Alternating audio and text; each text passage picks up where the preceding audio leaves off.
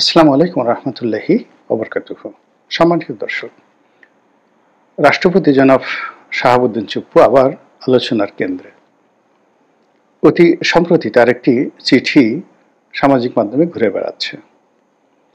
আপনারা সবাই জানেন যে গত কয়েক মাস আগে বিদেশের কয়েকটি মিশন থেকে তড়িঘড়ি করে তার ছবি নামানো হয়েছে এবং এটি কোনো অফিসিয়াল নির্দেশ দিয়ে নয়, মূলত টেলিফোনের মাধ্যমে পররাষ্ট্র মন্ত্রণালয়ের ঊর্ধ্বতন কর্মকর্তা যারা আছেন তারা সংশ্লিষ্ট রাষ্ট্রদূতদেরকে টেলিফোন করে সেই সকল অফিস থেকে সেই রাষ্ট্রপতির ছবি নামিয়ে ফেলানোর জন্য যে নির্দেশনা দিয়েছিল সেটি কার্যকর হয়েছে এবং সেটা নিয়ে সেই সময় খুব হইচই হয়েছিল।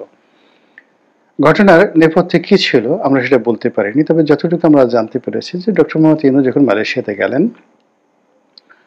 তো মালয়েশিয়াতে গিয়ে তিনি যখন বাংলাদেশ দূতাবাস ভ্রমণ করলেন, সেখানে গিয়ে তিনি রাষ্ট্রপতির ছবি দেখে অভিমান করেছেন, কষ্ট পেয়েছেন, বিরক্তি প্রকাশ করেছেন, হোয়াট এভার মেবি।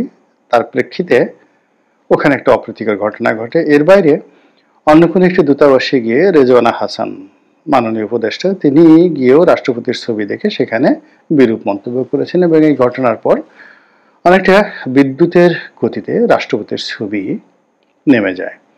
আমাদের দেশের সাধারণ একটা কাস্টম, মানে প্রথা হলো যে যে সরকার ক্ষমতায় থাকে সেই সরকারের রাষ্ট্রপতি এবং প্রধানমন্ত্রী তাদের দুজনের ছবি সাধারণত সরকারি অফিস আদালতগুলোতে ঝোলানো থাকে। তো সেইভাবে চলে আসছে এবং এটি কোনো আইনি বাধ্যকতা না থাকলেও এটি একটা ট্র্যাডিশন এবং এই ট্র্যাডিশন বা ঐতিহ্য এটি কোনো কোনো দেশে সাংবিধানিক আইনের চেয়ে শক্তিশালী, যেমন ইংল্যান্ডে। এভাবে বাংলাদেশে চলে আসছিল এবং আমরা কখনোই এটি নিয়ে কখনো বিরূপ অবস্থার মধ্যে পড়িনি এবং এটি নিয়ে কখনো সমালোচনা করিনি। অন্যদিকে বঙ্গবন্ধুর যে ছবি, এটি টানিয়ে রাখা এবং এই ছবিকে সম্মান প্রদর্শন করা, এটা আমাদের সংবিধানের আইন দ্বারা বিধিবদ্ধ। এটা করতেই হবে এবং এটি না করলে সংবিধান অবমাননা, রাষ্ট্রদ্রোহ থেকে শুরু করে সর্বোচ্চ যে সকল শাস্তি রয়েছে আমাদের সিভিল প্রসিডিউর কোডে বা ক্রিমিনাল প্রসিডিউর কোডে, সিআরপিসিতে, সেটি ব্যক্তির ক্ষেত্রে প্রযোজ্য হবে। এখন বাংলাদেশে এই জুলাই আগস্ট বিপ্লবের পরে অনেক কিছুই হচ্ছে যেটার সঙ্গে আপনি সংবিধান মিলাতে পারবেন না, যেটার সঙ্গে আপনি কাস্টম বা প্রথা মিলাতে পারবেন না, ইতিহাস, ঐতিহ্য, সাহিত্য, সংস্কৃতি মিলাতে পারবেন না। আপনি যা ইচ্ছে তাই করতে পারবেন। যেখানে ইচ্ছা সেখানে আপনি মলমূত্র ত্যাগ করতে পারবেন, যেখানে ইচ্ছা সেখানে আপনি আবর্জনা ফেলতে পারবেন। আপনার নাম দেখা গেল ডাস্টবিনের সাথে যুক্ত হয়ে গেল, আপনাকে সবাই ডাস্টবিন ড্যাশ বলল। আপনি আবার কাউকে বললেন যে অমুক, মানে যে কোনো লোকের নামের সাথে আপনি তালিবর সহায়কার শাহ কি যেন একটা, যে তিনের ছেলে কাউয়া, এরকমভাবে একটা গালি দিয়ে দিতে পারেন। বা আপনি যে কোনো লোকের দুর্বল স্থান দিয়ে আপনি আপনার যে কোনো জিনিস ঢুকিয়ে দিতে পারেন। 1 2 3 4 এরকম বলে আপনি যাকে ইচ্ছা তাকে, সে তারেক রহমান সাহেব হোক বা অন্য তার সে ক্ষমতাধর লোক হোক, বুড়া হোক 80 বছর, 86 বছর, 90 বছর, ডাজ নট ম্যাটার। আপনার যাকে পছন্দ আপনি সঙ্গে সঙ্গে ষাঁড়ের মতো, ষাঁড় দেখেন না, মানে সেই মোটর সাইকেলের উপরে উঠে তার বিশেষ অঙ্গটি বের করে দিয়ে মোটর সাইকেলের সাথে সঙ্গম করার জন্য সে উঠে যায়। সে দেখা গেল যে আরো মানে অদ্ভুত তেলের ড্রামের উপরে সে তার যৌন যে অভিলাষ, যৌন অভিলাষ, তেলের ড্রাম, কেরোসিন তেলের ড্রাম, তারপর শেষে ভ্যান গাড়ি, মানে যা ইচ্ছা তাই সবকিছু। মানে ষাঁড় যা করে, গরু যা করে, বা পাঠা সাধারণত এতটা খাস করে না, পাঠারও একটা লেভেল আছে, কিন্তু গরু, ষাঁড় গরু, এর কোনো ধর্ম না, এ যাইছে তাই করতে পারে যে কোনো জায়গাতে। তো এখন এরকম বাংলাদেশের পরিবেশ এমন অবস্থা হয়ে গেছে, আপনার রাস্তায় হঠাৎ করে দেখলেন 90 বছরের একটা বুড়া মানুষ, আপনি 1 2 3 4 বলে হুম করে বা হালুম করে আপনি তার উপর ঝাঁপিয়ে পড়তে পারেন। এটা কেউ আপনাকে কিছু বলবে না, কোনো পুলিশ আপনাকে অ্যারেস্ট করবে না, আপনার বিরুদ্ধে কোনো মামলা হবে না। বা আপনি যে কোনো একটা বয়স্ক মানুষ, সেটা পুরুষ হোক, নারী হোক, 80 বছর হোক, 40 বছর হোক, 20 বছর হোক, আপনি ইচ্ছামতো তার সামনে দাঁড়িয়ে, তার বাসার সামনে দাঁড়িয়ে তারপরে আপনি লম্ফঝম্প করে টিনের চালে কাউয়া, তারপরে শেষে আপনি তাকে সেইটা বলে গালি দিতে পারেন। আপনি যদি বেশি রাগ করেন আপনার বিশেষ অঙ্গটিও তাকে দেখাই দিতে পারেন। এই যে একটা অবস্থা চলছে বাংলাদেশে, সেই অবস্থার প্রেক্ষিতে কারো ছবি নামানো, রাষ্ট্রপতির ছবি নামানো, বঙ্গবন্ধুর ছবি নামানো, বঙ্গবন্ধুর মূর্তি ভাঙা, শাহাবুদ্দিন চুপ্পুর সেই যে বঙ্গভবন তার সামনে গিয়ে তাকে গালাগাল দেওয়া, দুই সাইডে ঢিল মারা, এগুলো এখন বাংলাদেশে কোনো সমস্যা নয়। ফলে যখন তার ছবি নামিয়ে ফেলা হলো, আমরা সবাই নিশ্চুপ রইলাম, উনিও নিশ্চুপ রইলেন। এরই মধ্যে তিনি যে কাজটি করেছেন সেটা হলো আমাদের পররাষ্ট্র উপদেষ্টা যিনি আছেন তাকে একটা সুদীর্ঘ চিঠি লিখেছেন। সেই চিঠিটি ইতিমধ্যে সামাজিক মাধ্যমে প্রচারিত হয়ে গেছে। তো সেই চিঠিতে তিনি তাকে প্রিয় সহকর্মী সম্বোধন করে অনেক আবেগের কথা বলেছেন, অনেক মানবিকতার কথা বলেছেন, তার জীবনের সফলতা, ব্যর্থতা, আশা আকাঙ্ক্ষা সবকিছু বলেছেন এবং তার যে ছবি নামিয়ে ফেলা হয়েছে এই ছবি নামানো নিয়ে তিনি অভিমানের আতিশয্যে, ক্রোধের যে বহিঃপ্রকাশ করেছেন। এই সময়টাতে হঠাৎ করে তিনি এই কাজটি কেন করলেন, এটা নিয়ে হলো আজকের আলোচনা। হঠাৎ করে এই অক্টোবর মাসে কেন তাকে এই কাজটি করতে হবে? তিনি অবশ্য সেপ্টেম্বর মাসে কাজ করেছেন, কিন্তু এটা প্রকাশিত হয়ে যাচ্ছে, আমরা যে আলাপ আলোচনা করতেছি অক্টোবর মাসে। এবং অক্টোবর মাসকে আমাদের দেশে অনেকে ব্ল্যাক অক্টোবর বলার চেষ্টা করছে এবং সবাই এখানে বিশেষ করে বিভিন্ন গোয়েন্দা সংস্থা, তারপরে দেশি বিদেশি যারা বিশ্লেষক, তারা সবাই আশঙ্কা করছেন যে এই অক্টোবর মাসে নানা অঘটন ঘটতে পারে। এবং গত বছর 2024 সনের অক্টোবরটা মোটামুটি ভালো গেছে, কিন্তু 23 সনের অক্টোবরটা কিন্তু ভালো যায়নি, খুবই খারাপ একটা অবস্থা গেছে আমাদের এই বাংলাদেশে। আর ধারাবাহিকভাবে যদি গত 50 বছরে অক্টোবর মাস ধরেন তাহলে এই মাসটি ঘটনাবহুল। তো এই ঘটনাবহুল একটি মাসে হঠাৎ করে সেই পুরনো একটা ধামাচাপা পড়া, ছাইচাপা পড়া একটা বিষয়, সেটা সামনে কেন আনা হলো, এটা হলো আজকের আলোচনার বিষয়বস্তু। এখানে আমি যেটা বলতে চাই সেটা হলো জনাব শাহাবুদ্দিন চুপ্পু, তিনি কর্মজীবনে একজন ডিস্ট্রিক্ট জাজ ছিলেন। তো জেলা জজ হওয়া চারটিখানি একটা বিষয় না, এবং তিনি যে সময়টাতে, এখন হয়তো জুডিশিয়ারিতে প্রচুর নিয়োগ হচ্ছে, অনেক জেলা জজ আছে, কিন্তু আমরা যখন ছোট ছিলাম তখন আসলে একটা জেলা শহরে জজ সাহেবের যে মর্যাদা, ওটা 100টা ডিসিএসপিকে সমান করলেও হয় না। মানুষজনের মধ্যে তাদের একটা শ্রদ্ধাবোধ ছিল। জজ সাহেবের বাড়ির সামনে দিয়ে যারাই যাতায়াত করতেন খুব সম্মান এবং মর্যাদা নিয়ে যাতায়াত করতেন, ওইভাবে তাকাতেন। কোনো জজ ঘুষ নিয়েছে, দুর্নীতি করেছে, অন্যায় করেছে, অপচয় করেছে, এটা আমরা আসলে কোনোদিন শুনিনি, অন্তত পক্ষে 2001 সন পর্যন্ত তো শুনিনি। পরবর্তীতে কিছু কথাবার্তা আসছে পলিটিক্যাল কারণে। তো সেই জজিয়তি তিনি করে আসছেন, পরিপূর্ণভাবে একটা ডিস্ট্রিক্ট জজ ছিলেন। এরপর তিনি ছাত্রলীগ করেছেন, মুক্তিযুদ্ধ করেছেন, জেল খেটেছেন, এবং তার সাহস, অসাধারণ সাহস। বঙ্গবন্ধু হত্যাকাণ্ডের পর যেখানে সব মানুষ পালিয়েছে, তো তিনি সেখানে বঙ্গবন্ধু হত্যাকাণ্ডের প্রতিবাদ করতে গিয়ে জেল খেটেছেন।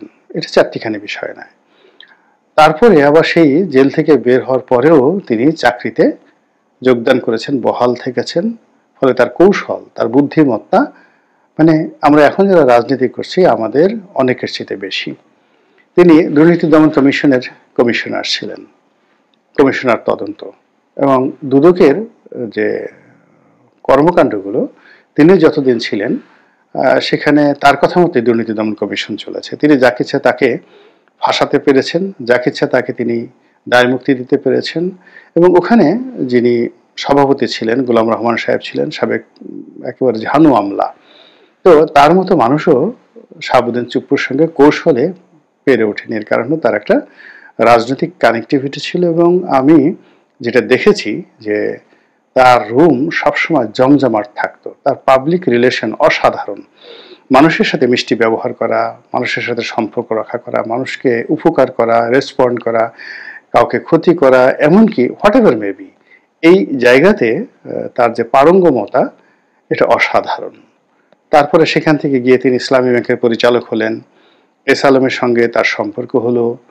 তারপরে কোন ফাঁক দিয়ে কিভাবে তিনি যে রাষ্ট্রপতি হয়ে গেলেন, যেখানে সাজেদা চৌধুরী, আমির হোসেন আমু, তুফায়েল আহমেদ, এরকম বাঘা বাঘা মানুষের নাম আসছিল, মতিয়া চৌধুরীর নাম আসছিল। সবাইকে পেছনে ফেলে তিনি শেখ হাসিনার মন জয় করে রাষ্ট্রপতি হয়ে গেলেন। ফলে তাকে যদি আপনি তার কর্মকাণ্ডকে বিচার বিশ্লেষণ করেন, তাহলে তাকে সুন্দরবনের রয়্যাল বেঙ্গল টাইগার হিসাবে আপনাকে স্বীকৃতি দিতে হবে, অথবা আফ্রিকার জঙ্গলের যে বাদশাহ রাজা, সেই যাকে বলা হয় সিংহ, দ্য লায়ন, সেই হিসেবে আপনাকে বিবেচনা করতে হবে। কিন্তু দুর্ভাগ্য হলো আমরা এখন তাকে সবাই ইঁদুরের মতো বা খরগোশের মতো দুর্বল প্রাণী মনে করছি, কিন্তু আসলে তিনি তা নন। তার বুদ্ধি আছে, সাহস আছে, কৌশল আছে, কানেক্টিভিটি আছে, এবং তিনি জানেন কিভাবে সাস্টেন করতে হয়। আওয়ামী লীগের সকল রিক্রুটমেন্টের মধ্যে একমাত্র তিনি সাস্টেন করে আছেন। এটা বুঝতে হবে যে তিনি সাধারণ মানুষ নন। প্রকৃতিতে সবচেয়ে শক্ত প্রাণী যেমন হীরক, তদ্রূপ তাকে হীরকের চেয়ে শক্ত প্রাণী হিসাবে মেনে নিতে হবে, যে তিনি কোনো রকম ভয় না পেয়ে, কোনো রকম আতঙ্কগ্রস্ত না হয়ে, সবাইকে টেক্কা দিয়ে তিনি যেভাবে ওই বঙ্গভবনে টিকে আছেন, এটা আওয়ামী লীগের প্রতিপক্ষ, তার প্রতিপক্ষ এবং সকলের জন্য রীতিমতো তিনি একটা বজ্রপাতের মতো ওখানে অপেক্ষা করছেন। তো সেই বজ্রপাত একটা চিঠি লিখেছে। এটা চারটিখানি ব্যাপার না, এর পেছনে আরো অনেক কিছু আছে, সেই বিষয়গুলো বুঝতে হবে। আপনার ইতিমধ্যে উনি খুব ধীরে সুস্থে কতগুলো বিষয় জানান দিয়েছেন। প্রথম, সাংবাদিক মতিউর রহমান মানব জমিনে তার সঙ্গে একটি সাক্ষাৎকারে তিনি আলাপ আলোচনায় বলেছেন যে শেখ হাসিনা চলে গেলেন, তার কাছে বলেও গেলেন না। এটার মধ্যে যে কত বড় ডিপ্লোম্যাসি আছে, কত বড় কৌশল আছে, এটা ভবিষ্যতে আপনারা বুঝতে পারবেন, এখন আপনারা বুঝতে পারবেন না। শেখ হাসিনা চলে গেলেন, তার কাছে বলে গেলেন না। তিনি তার আপনজন হিসাবে অনেকের পরিচিত, যাদের মুখ পাতলা, মানে গ্রামে কিছু মহিলা আছে না, কারো কাছে কিছু কথা বললে, বা পুরুষ আছে, আপনি সুন্দরভাবে বললেন যে ভাই তোমাকে গোপন কথাটা বললাম, তুমি এই কথাটা কাউকে বলো না।